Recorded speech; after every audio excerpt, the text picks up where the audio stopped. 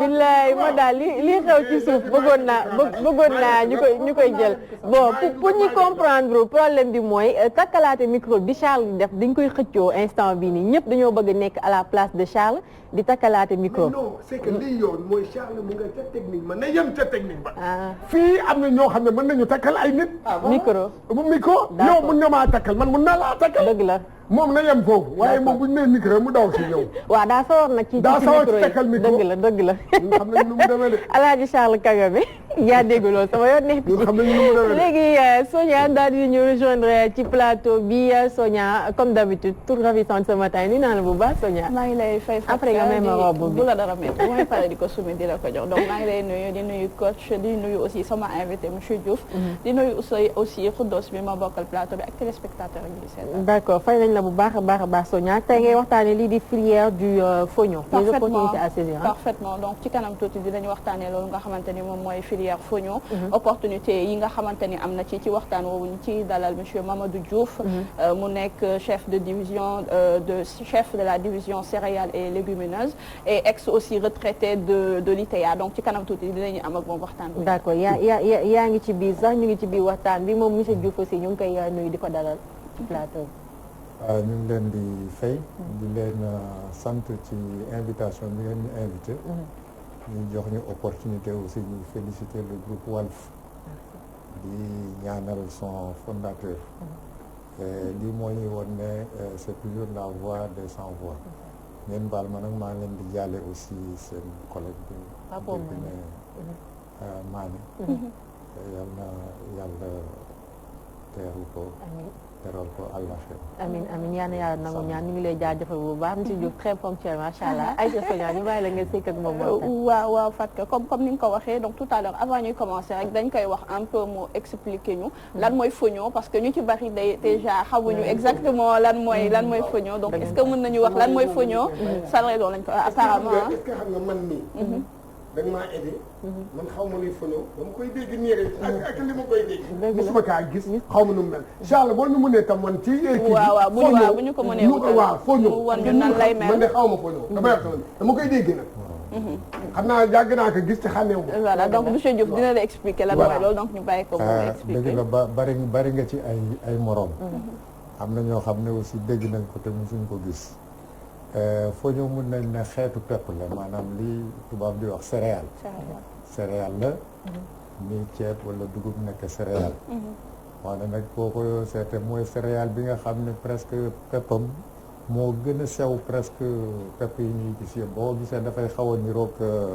même bi sable wala tolloo ak grain wu couscous marocain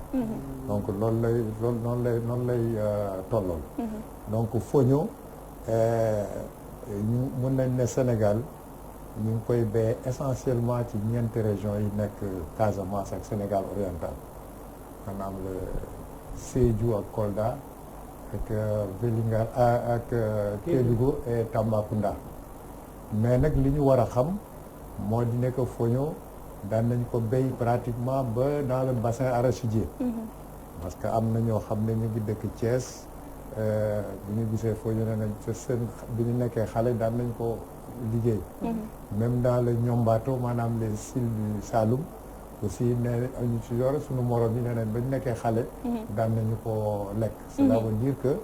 du foofu rek mais foofu la ëppee foofu mooy bassin du fognon ñeenti région yooyu les bassins du fognon donc loolu laa mën a wax ci importance am ak place am maintenant liñ ci mën a yokk rek moo di que fognon lii avantage am moo di que béyam jafewul d'abord c'est une céréale boo xam ne elle est très adaptée boo gisee fi ñu koy béy rek nga xam ne moom bariwul ay exigences donc d'abord du point de vue ndox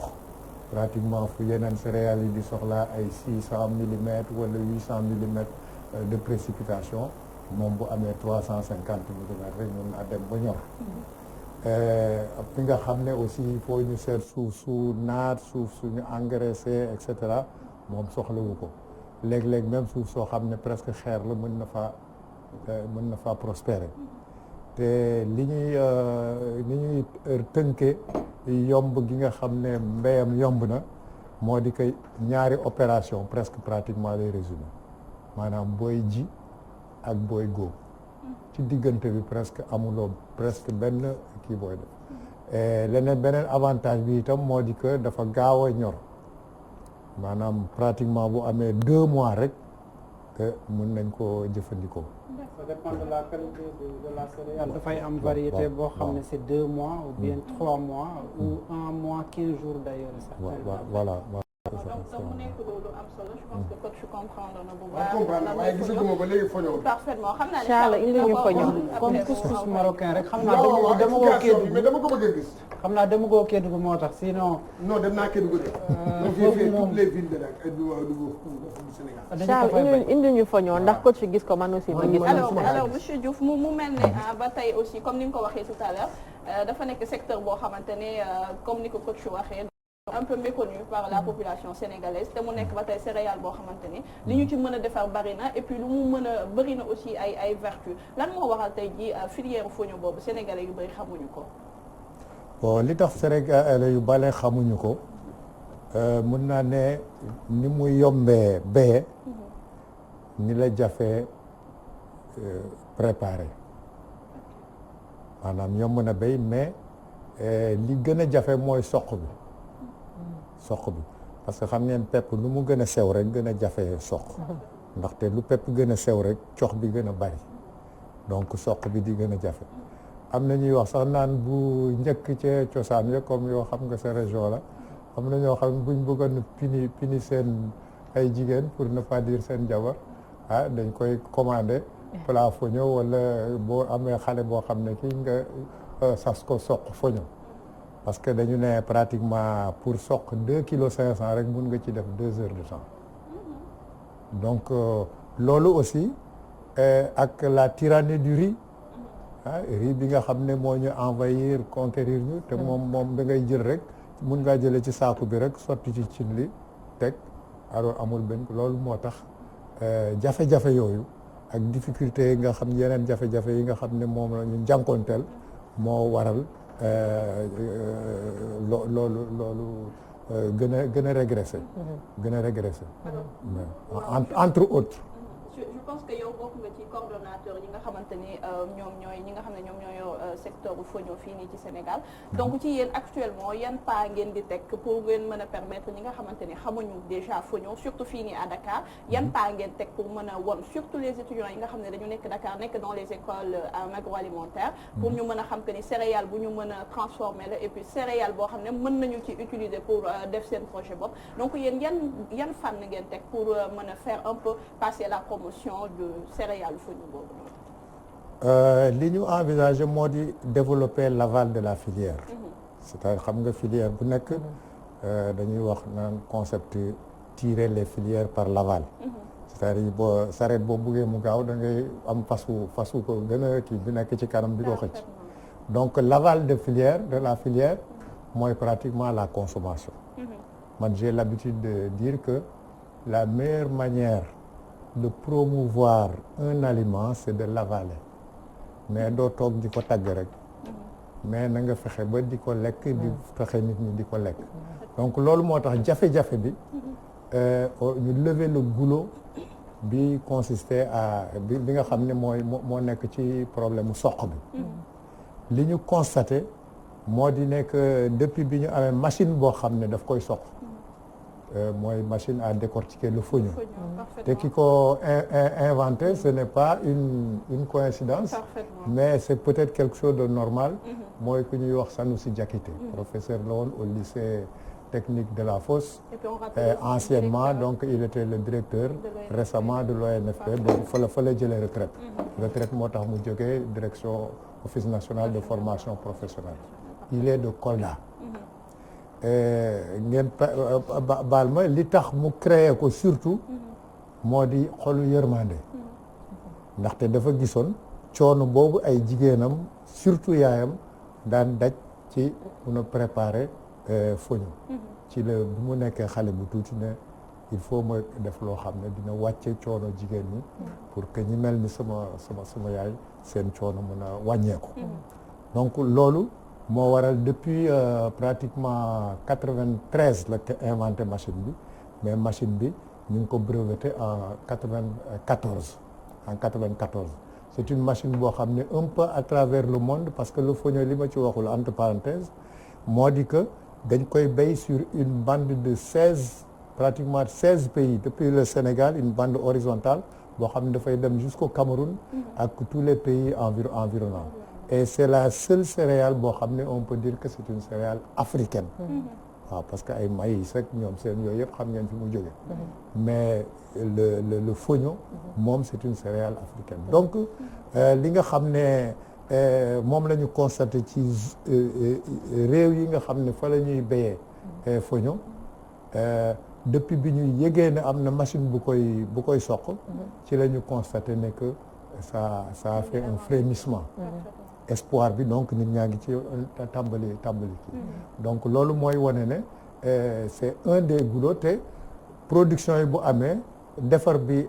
facile donc consommation bi dafay yokk te consommation bi c'est la demande il faut l'offre et l'offre avec sunu société moderne ak nos conditions de vie kenn mënul dëkk dans un immeuble wut sa gën ak sa cour di soq fonio ne dañu bëgg a fexe ba nga xam ne boo demee supermarché wala boo demee ci boutique bi nga mën a jënd sa mbuusu fonio te loolu maintenant c'est des opportunités de création d'entreprise donc de création d'emploi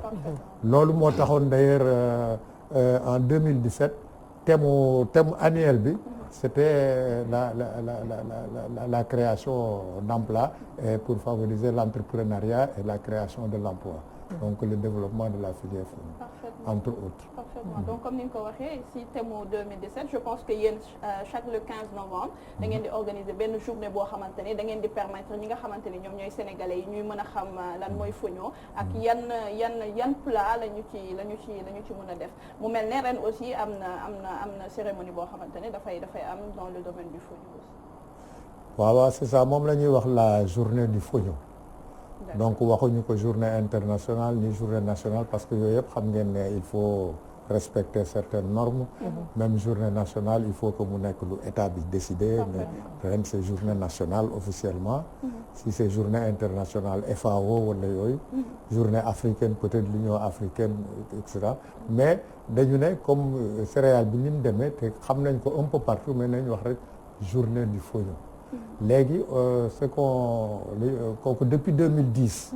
la ñu tàmbali en rapport Sanoussi Diakité et les principaux acteurs en rapport avec des gens de la sous-région en particulier le Bénin et le Mali ci la ñu concerté wu ne chaque année nañu fexe di def une espèce de fête du fonio à travers donc chaque pays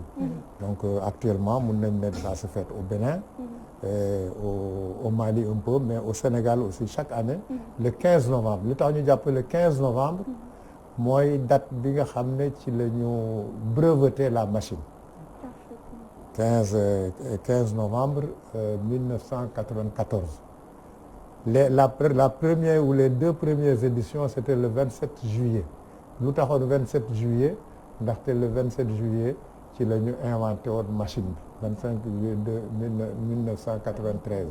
mais biñ ko breveté ba nga xam ne maintenant c'est un outil reconnu à travers